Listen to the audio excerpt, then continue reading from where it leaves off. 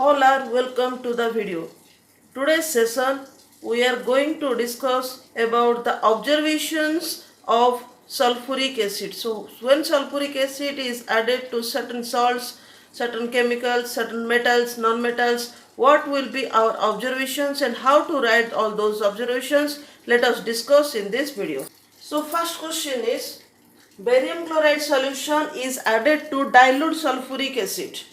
So when barium chloride is added to dilute sulfuric acid, what is the reaction that takes place here? Barium chloride plus H2SO4, this one it is dilute. What does it give rise to? It gives rise to barium sulfate, which is a white precipitate. Which is a white precipitate. Along with that one, it is your HCl. So we have to write this observation for barium sulfate. So here it is written, and the answer will be a white precipitate of barium sulfate. That one, this the bracket whatever it is written, that is optional. You can write or you cannot. That is your wish. But this answer should be there. Of barium sulfate is formed, which is insoluble in all mineral acid. This word also important, because this barium sulfate is insoluble in all mineral acids. Next question is, dilute sulfuric acid is added to lead nitrate solution. The same thing only here, H2SO4 with lead nitrate solution, because all the nitrates are soluble. So what we are getting? Barium sulfate. Along with that we are getting HNO3. Here it is, of course it is not balanced. It is not balanced, but here this barium sulfate, again this is a white precipitate. Understood? So here we can write a white precipitate of barium sulfate. This is optional. So when dilute H2SO4 is added to lead nitrate solution, a white precipitate is formed, which is insoluble on heating. Because we know that one, when we go for barium chloride is soluble on heating. That is why here it is insoluble on heating. Next is, concentrated sulfuric acid is added to glucose or sucrose or cellulose, this cane sugar. Okay, so here when sulfuric acid is added, first of all see the reaction, then charring of sugar takes place, sugar chars, and it turns to carbon, and color of carbon is black. So what will be answer? A black spongy mass of carbon, that is optional. So a black spongy mass is seen. Next is, concentrated sulfuric acid is added to hydrated copper sulfate. Hydrated copper sulfate means copper sulfate dot 5s2o crystals. So when it is added, we will see that this one it is blue in color, which turns to white color. And why all this one and this one occurs? Because this sulfuric acid, and that too concentrated sulfuric acid, act as a dehydrating agent. Dehydrating agent. It has a great affinity for water. All these things not to write. This is the give reason or why this occurs, that one we are discussing. Okay, so here this one, when concentrated sulfuric acid is added to hydrated copper sulfate crystals, what happens? This initial color, you have remember that one, initial color, final color, must, you have to mention it.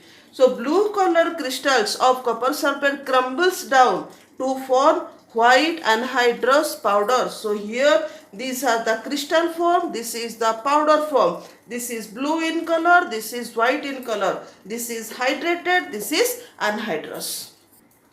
Dilute H2SO4 is added to zinc sulfide crystals. So what happens? So zinc sulfide, when dilute H2SO4 is added to any sulfide salt, then we know then this one will be H2S gas evolves. So this one it is colorless. And one thing remember, when you are getting a colorless gas, then and you have to go for this next test. So what is I have taken here? This is a colorless gas and its smell is rotten egg smell. And the test is which turns moist lead acetate paper silvery black. So we have to write for it. A colorless rotten egg smell gas comes out or evolves which turns moist lead acetate paper silvery black.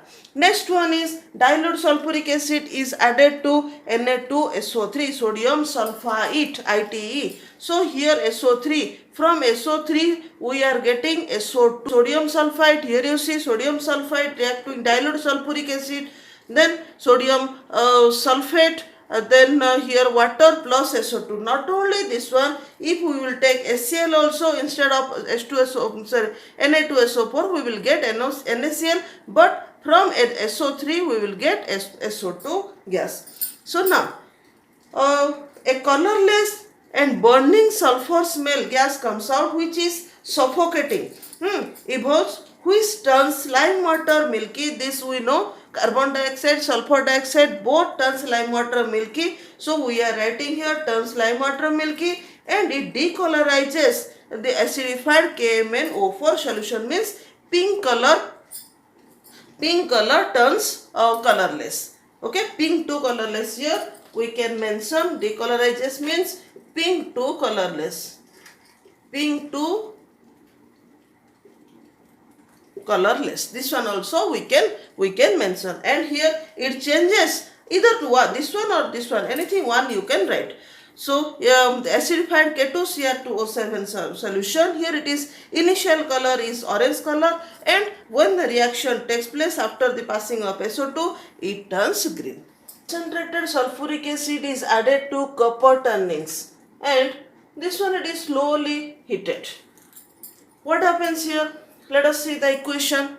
This equation, copper turning plus H2SO4, this one it is taken concentrated, and here we are getting copper sulfate, the solution, water and sulfur dioxide. So first of all let us write the observation for sulfur dioxide. So a colorless gas and burning sulfur smell, means it is suffocating gas evolves which turns lime water milky, and it decolorizes. Decolorizes means pink color changes to colorless, and in this KMnO4, it is pink in color, color initially.